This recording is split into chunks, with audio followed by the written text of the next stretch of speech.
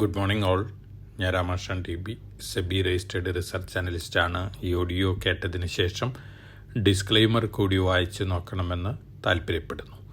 ഇന്ന് നമ്മൾ എക്സ്പെക്റ്റ് ചെയ്യുന്നത് മ്യൂട്ടഡ് ഓപ്പണിങ്ങും വൊളാറ്റിലിറ്റിയും തന്നെയാണ്. ഏഷ്യൻ മാർക്കറ്റുകളുടെ സിറ്റുവേഷൻ നോക്കുകയാണെങ്കിൽ ജാപ്പനീസ് മാർക്കറ്റുകൾ ഇന്ന് സ്ലൈറ്റ്ലി വീക്കായിട്ടാണ് മോർണിംഗിൽ ട്രേഡ് ചെയ്യുന്നത്. അതേസമയം ചൈനീസ് ഹോങ്കോങ് മാർക്കറ്റുകൾ ഇന്നും ബെറ്ററായിട്ട് തന്നെയാണ് ട്രേഡ് ചെയ്യുന്നത്. ഇന്നലെയും ബെറ്ററായിട്ടാണ് ക്ലോസ് ചെയ്തിരുന്നത്. അതേസമയം ഇന്നലെ ജാപ്പനീസ് മാർക്കറ്റുകൾ സ്ലൈറ്റ്ലി വീക്കായിട്ടാണ് ക്ലോസ് ചെയ്തിരുന്നത്. ഒപ്പം അമേരിക്കൻ മാർക്കറ്റുകൾ ഇന്നലെ എല്ലാ ഇൻഡെക്സുകളും റസൽ 2000 ഒഴികെ മറ്റെല്ലാ ഇൻഡെക്സുകളും ബെറ്ററായിട്ടാണ് ക്ലോസ് ചെയ്തിരുന്നത്. ടെസ്ല, ആമസോൺ, മൈക്രോസോഫ്റ്റ് ഈ ഓഹരികൾ തന്നെയാണ് ഇന്നലെയും അമേരിക്കയിൽ മുന്നേറിയിട്ടുള്ളത്. അമേരിക്കയിൽ US ഗവൺമെൻറ് ഹോൾഡ് ചെയ്യുന്ന ഗോൾഡിൻ്റെ ടോട്ടൽ വാല്യുവേഷൻ പുതിയ മാർക്കറ്റ് പ്രൈസ് അനുസരിച്ച് $1 ട്രില്യൺ ക്രോസ് ചെയ്തിരിക്കുകയാണ്. അമേരിക്കയിൽ US ഫെഡറൽ റിസർവ് അല്ല ഗോൾഡ് ഹോൾഡ് ചെയ്യുന്നത്. US ഗവൺമെൻറ് US ട്രഷറിയാണ് ഹോൾഡ് ചെയ്യുന്നത്. 8133.5 ടൺ ഗോൾഡാണ് US ഗവൺമെൻറ് ഹോൾഡ് ചെയ്യുന്നത്. 1973 US ട്രഷറിയുടെ കയ്യിലേക്ക് ഗോൾഡ് ട്രാൻസ്ഫർ ചെയ്തിരുന്നത്.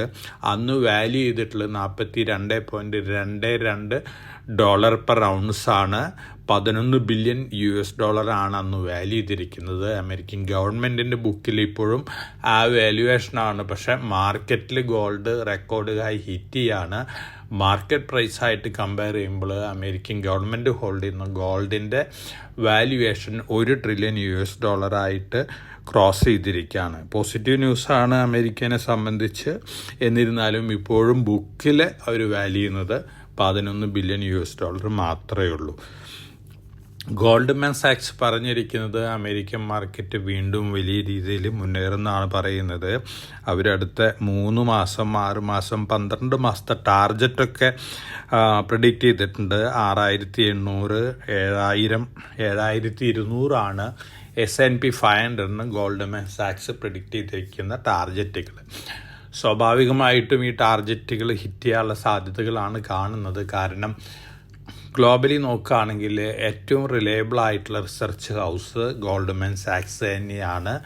കമ്മോഡിറ്റികളുടെ കാര്യത്തിലായാലും സ്റ്റോക്ക് മാർക്കറ്റുകളുടെ കാര്യത്തിലായാലും 90-95% ആക്യുറസി ഗോൾഡ്മാൻ സാക്സിനുണ്ട്. അതുകൊണ്ട് തന്നെ ഇത്തരത്തിലുള്ള മുന്നേറ്റം അമേരിക്കൻ മാർക്കറ്റുകൾ കാഴ്ചവെക്കാനുള്ള സാധ്യതകളൊക്കെയുണ്ട്. ഇനി നമ്മൾ മറ്റ് മാർക്കറ്റുകളുടെ സിറ്റുവേഷൻ നോക്കുകയാണെങ്കിൽ യൂറോപ്പ് ഇന്നലെ മെജോറിറ്റി മാർക്കറ്റുകളും ബെറ്ററായിരുന്നു. നമ്മളെ സംബന്ധിച്ച് ഇന്നലെ നോക്കുകയാണെങ്കിൽ നല്ല വൊളാറ്റിലിറ്റി ആയിരുന്നു. വൊളാറ്റിലിറ്റിക്ക് ശേഷം സ്ലൈറ്റ്ലി വീക്കായിട്ടാണ് ഇന്നലെ ക്ലോസ് ചെയ്തിരിക്കുന്നത്. ഇന്നും അത്തരത്തിലുള്ളൊരു വൊളാറ്റിലിറ്റിയൊക്കെ നമ്മുടെ മാർക്കറ്റിലും കാണാനായിട്ട് സാധിക്കും. അതോടൊപ്പം തന്നെ കമ്മോഡിറ്റി മാർക്കറ്റുകൾ നോക്കുകയാണെങ്കിൽ ഇന്ന് വീണ്ടും ഗോൾഡ് പുതിയ റെക്കോർഡ് ഹൈ ഹിറ്റ് ചെയ്തിരിക്കുകയാണ്. $3851.8 പെർ ഔൺസാണെന്ന് മോർണിംഗിൽ ഹിറ്റ് ചെയ്തിട്ടുള്ള പുതിയ റെക്കോർഡ് ഹൈ. സിൽവർ ഇന്നലെ പുതിയ 14-year ഹൈ ഹിറ്റ് ചെയ്തിരുന്നു. $47.22 പെർ ഔൺസാണ്. ഇന്ന് മോർണിംഗിൽ ട്രേഡ് ചെയ്യുന്നത് $47 പെർ ഔൺസിനാണ്. കോപ്പർ വീണ്ടും മുന്നേറുകയാണ്. അതുപോലെ ഇപ്പോൾ തന്നെ അലുമിനിയം, സിങ്കും മുന്നേറുകയാണ്. അതേസമയം ബ്രന്റ് ക്രൂഡ് ഓയിൽ സ്ലൈറ്റ്ലി വീക്കായിട്ടാണ് ഇന്ന് മോർണിംഗിലും ഗ്ലോബൽ മാർക്കറ്റുകളിൽ ട്രേഡ് ചെയ്യുന്നത്. നാച്ചുറൽ ഗ്യാസ് ഓൾമോസ്റ്റ് ഫ്ലാറ്റാണ്. ഒപ്പം കോപ്പറിൻ്റെ കാര്യത്തിൽ നമ്മൾ എക്സ്പെക്റ്റ് ചെയ്യുന്ന അടുത്ത ദിവസങ്ങളിൽ ഒരു പക്ഷേ കോപ്പറും പുതിയ റെക്കോർഡുകളായി ഹിറ്റ് ചെയ്യാനുള്ള സാധ്യതകളാണ്. ഇന്ത്യൻ റുപ്പി ഇന്നലെ US ഡോളറിന് അഗൻസ്റ്റ് ആയിട്ട് ഓൾമോസ്റ്റ് ഫ്ലാറ്റ് ക്ലോസിംഗ് ആണ്. 88.75 രൂപ പെർ ഡോളറിനാണ് ഇന്നലെ ക്ലോസ് ചെയ്തിരിക്കുന്നത്. മറ്റ് ന്യൂസ് ഫ്ലോസ് നോക്കുകയാണെങ്കിൽ ഗോൾഡ് ETF-കളിലേക്കും സിൽവർ ETF-കളിലേക്കും വീണ്ടും വലിയ രീതിയിലാണ് ഗ്ലോബലി ഇൻഫ്ലോസ് വന്നുകൊണ്ടിരിക്കുന്ന റിപ്പോർട്ടുകളുണ്ട്. അതിനനുസരിച്ച് വീണ്ടും ഈ കമ്മോഡിറ്റികൾ മുന്നേറിയേക്കാം. എന്നിരുന്നാലും സ്വാഭാവികമായിട്ടും ഇത്തരത്തിലുള്ളൊരു മുന്നേറ്റം വരുമ്പോൾ ഒരു പ്രോഫിറ്റ് ബുക്കിംഗ് ഒക്കെ ഇൻ ബിറ്റ്വീൻ ഉണ്ടാവാറുണ്ട്. അത്തരത്തിലുള്ള പ്രോഫിറ്റ് ബുക്കിങ്ങും നമ്മൾക്ക് ഈ കമ്മോഡിറ്റികളിൽ എക്സ്പെക്റ്റ് ചെയ്യാം.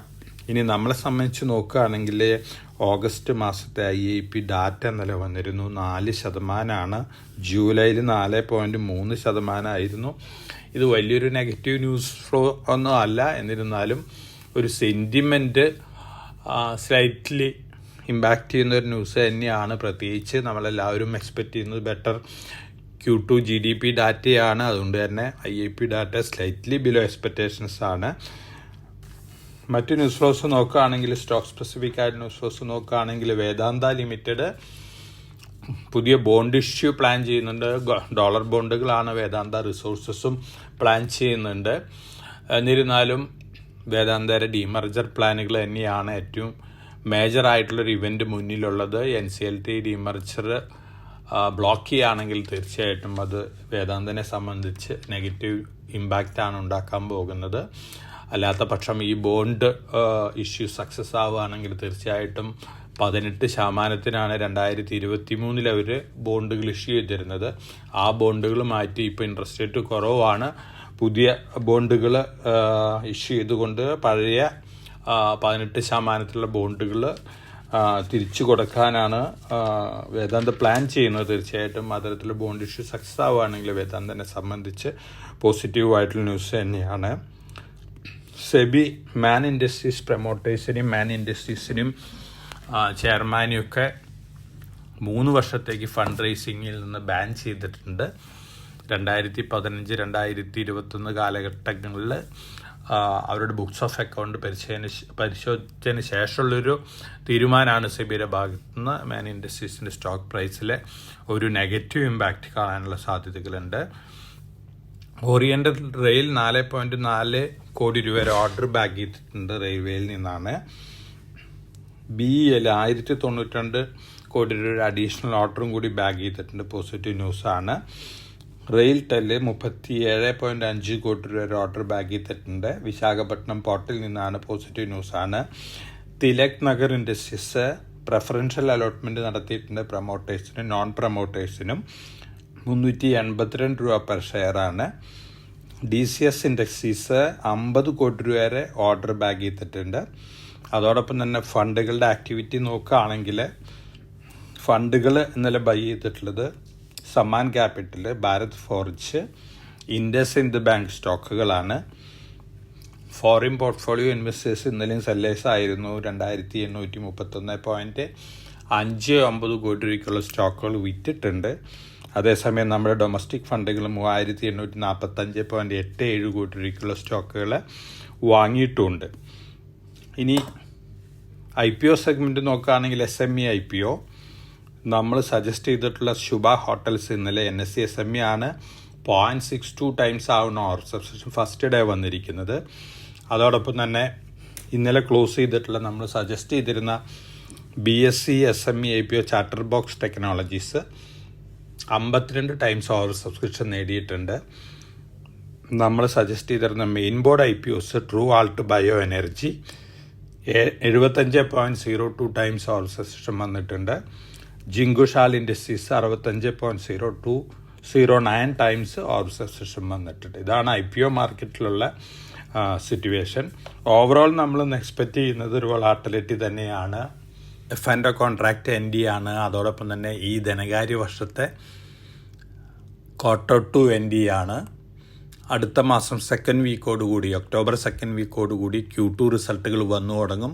എല്ലാവരും എക്സ്പെക്റ്റ് ചെയ്യുന്നത് Q2 റിസൾട്ടുകൾ ബെറ്റർ ദാൻ എക്സ്പെക്റ്റേഷൻസ് ആയിരിക്കുമെന്നാണ്. അങ്ങനെയാണെങ്കിൽ തീർച്ചയായിട്ടും നമ്മുടെ മാർക്കറ്റ് വീണ്ടും നല്ല രീതിയിൽ മുന്നേറാനുള്ള സാധ്യതകളാണ് കാണുന്നത്. എന്നിരുന്നാലും ട്രംപിൻ്റെ പല അനൗൺസ്മെൻറ്റുകൾ, അതുപോലെ തന്നെ ജിയോ പൊളിറ്റിക്കൽ ഇഷ്യൂസ്, ഇതൊക്കെ മൈനർ വൊളാറ്റിലിറ്റി ഒക്കെ ഉണ്ടാക്കിയേക്കാം. ഓവറോൾ വേസ്റ്റ് സീംസ് ഓവറാണ് നമ്മളെ സംബന്ധിച്ച്.